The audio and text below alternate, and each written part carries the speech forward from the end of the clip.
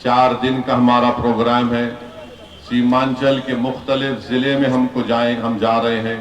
मुख्तलिफ विधानसभा में जाकर हम अपनी बात को रख रहे हैं ताकि आने वाले विधानसभा के चुनाव में हम पहले से ज्यादा ताकत से इस चुनाव में मुकाबला करेंगे। बिहार विधानसभा चुनाव की तारीख भले ही अभी घोषित नहीं हो, लेकिन सीमांचल का सियासी पारा चढ़ चुका है।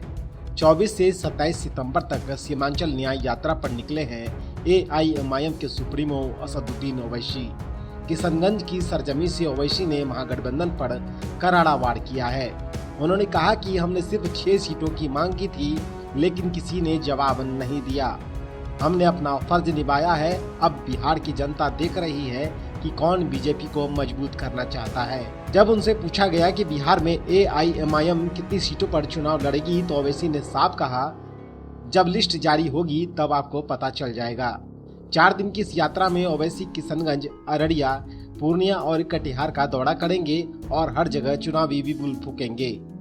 आई लव मोहम्मद विवाद पर उन्होंने साफ कहा कि हर मुसलमान पैगंबर साहब से मोहब्बत करता है और उनके ईमान का हिस्सा है। पोस्टर लगाने से मना करना पूरी तरह गलत है। तेजस्वी यादव पर भी ओवैसी ने तंज कसा। तेजस्वी कह रहे हैं कि डिग्रीधारियों को रोजगार देंगे। पहले ये बताइए कि बिहार में कितने स्नातक पास बेरोजगार हैं। कुल मिलाकर किशनगंज से ओवैसी ने विपक्ष को सीधी चुनौती दे दी है। अब देखना ये होगा कि चुनावी रणभूमि में AIMIM कितनी ताकत दिखा पाती है। कौन बीजेपी को रोक नहीं पा रहा। पार्लियामेंट के चुनाव हुए, मजलिस ने कितने पार्लियामेंट की सीट पर इलेक्शन लड़ा। आखिर कैसे तीसरी मर्तबा नरेंद्र मोदी इस देश के प्रधानमंत्री बन गए। जब मैं इस सवाल पूछता हूं तो इस सवाल का जवाब कोई नहीं दे पाता है।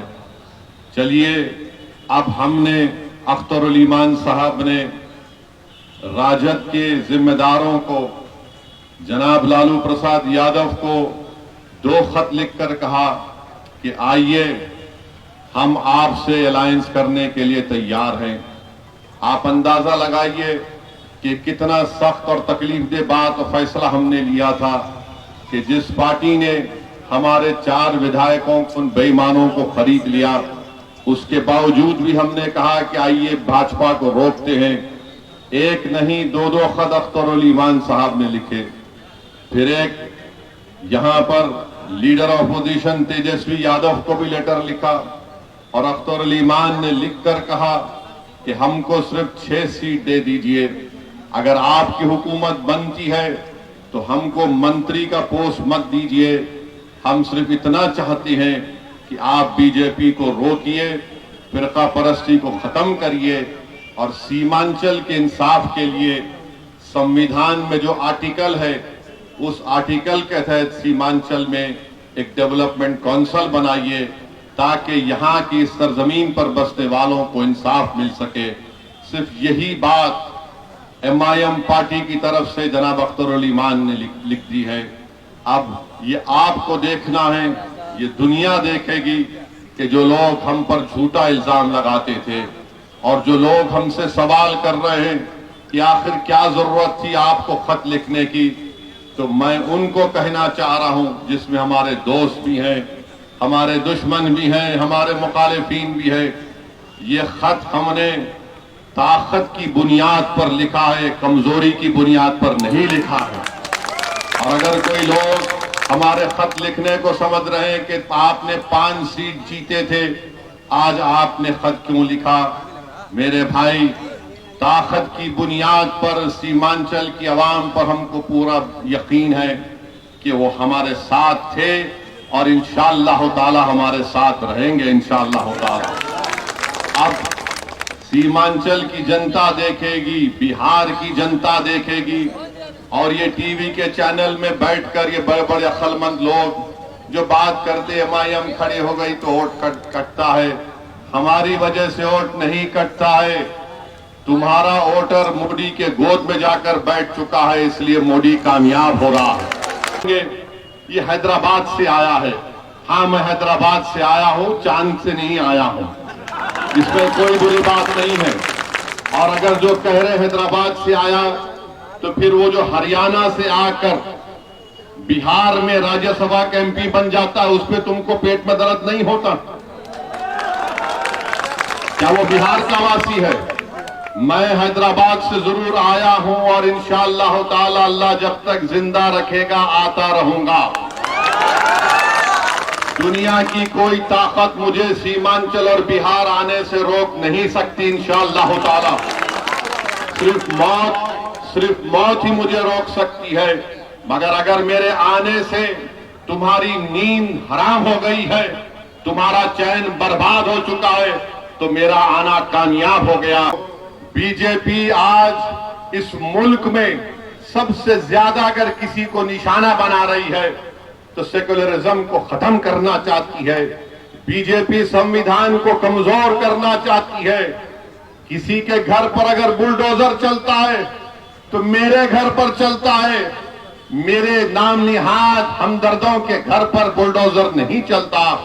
अगर किसी बच्चे को आई लव मोहम्मद का पोस्टर उठाता है तो उसका पोस्टर छीन लिया जाता है। अगर इनके नेताओं का नाम लिखकर आई लव लिख दिया जाए तो कोई उन पर कुछ नहीं कहता। किसी के मदरसे को अगर बर्बाद किया जा रहा है तो मेरे मदरसे को बर्बाद किया जा रहा है। मेरे हमनवा या मुझसे जबानी मोहब्बत करने वालों को कोई तकलीफ नहीं होती। याद रखिए, वक्फ का कानून जो बीजेपी ने बनाया, दुनिया ने देखा कि असदुद्दीन ओवैसी ने आपकी तरफ से, मजलिस की तरफ से खड़े होकर उस कानून की धज्जियां उड़ाई। उस कानून को बनाने का मकसद एक ही है कि भारत के मुसलमानों की वक्फ की जायदाद को खत्म करके रख दिया जाए। उस कानून को बनाने का मकसद एक ही है कि हमारे वक्फ बोर्ड में गैर मुस्लिम हजरात को मेंबर बनाकर हमारी जायदादों को डायरेक्ट मैनेजमेंट पे लेकर उसको खत्म करके रख दिया जाए। एएसआई के नाम पर जो हमारी जायदाद वक्फ की है उसको हमसे छीन लिया गया। लिमिटेशन का कानून लगाकर जो वक्फ की जायदाद पर जो चोर हजरात काबिज है उनको मालिक बनाया जाए। इस कानून को भी हमको याद रखना है। इंशाअल्लाह ताला वो काम भी रुकेगा। और जो लोग हमको गाली देते हैं, अरे किशनगंज शहर में ये जो टुक टुक ऑटो चलता है उस पर ट्रैफिक पुलिस जुल्म कर रही है, उसको तो रुका दो कम से कम। हमको गाली देने से बेहतर है कि तुम गरीबों की तो बात करो। मगर आज आप जान लीजिए कि अवामी मसलों पर बात नहीं होगी, इंसाफ की बात नहीं होगी। ये सिर्फ यही आकर कहेंगे इंसाफ बाद में होगा।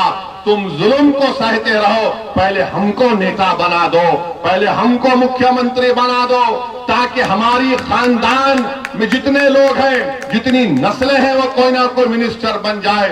मैं आपसे अपील कर रहा हूं, ये इलेक्शन आपका है, ये इलेक्शन ओवैसी का नहीं है।